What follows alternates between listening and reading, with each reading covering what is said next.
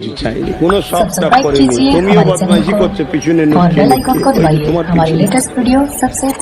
তাহলে বলো এরা এত বড় বাজে হয়ে গেছে, দেখি ওর মুখটা একটু বলতে চিনে রাখি। সরো দেখি, মুখটা সরো, হাতটা সরাও। তো বদমাইশি গেছে কেন? বয়স তো ভালোই হলো, বিয়ে শাদী হয়েছে। হ্যাঁ,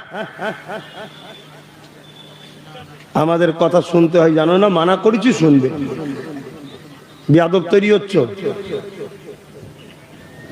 এই জন্য তো কপাল ফাটছে তোমাদের। আমরা তো তোমার নবীর বংশের আওলাদ, আমরা তো তোমার নবীর ওয়ারিস, আমরা তো তোমার রাসূলুল্লাহর পক্ষে দাওয়াত দিতে এসেছি। আমাদেরকে অস্বীকার করা, অপমান করা মানে তোমার রাসূলকে অপমান করা।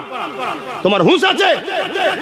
মানা করলে শুনতে হবে। কেন? পরিস্থিতি আমরা যতটা বুঝি তুমি বুঝতে পারছো না। কেন আমাকে ওপরে বসিয়েছো, তুমি নিচেই বসে আছো?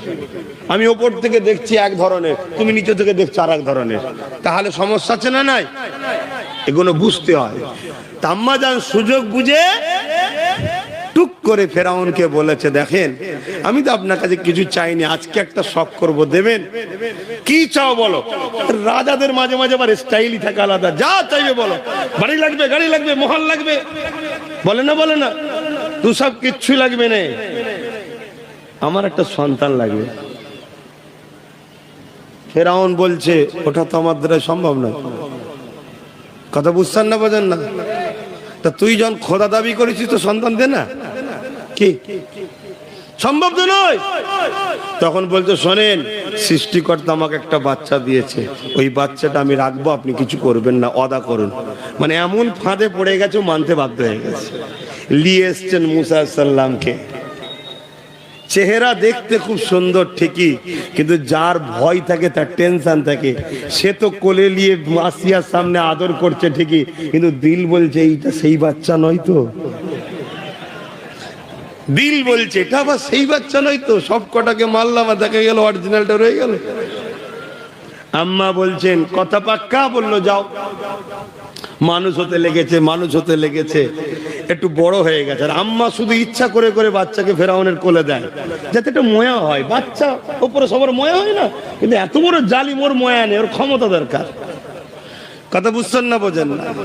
ক্ষমতার জন্য বাপ বেটাকে মেরে দেয়, বেটা বাপকে মেরে দেয়, যদি তার মধ্যে আদর্শ না থাকে, মনুষ্যত্ব না থাকে। আর যাদের মধ্যে মনুষ্যত্ব থাকে তারা মারে না।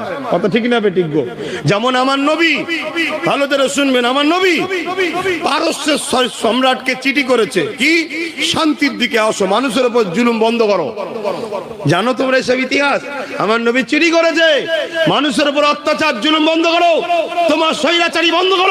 চিঠি করেছে, চিঠি দেখে পারস্যের বাদশাহ সম্রাট চিঠিটাকে টুকরো টুকরো করে দিয়েছে।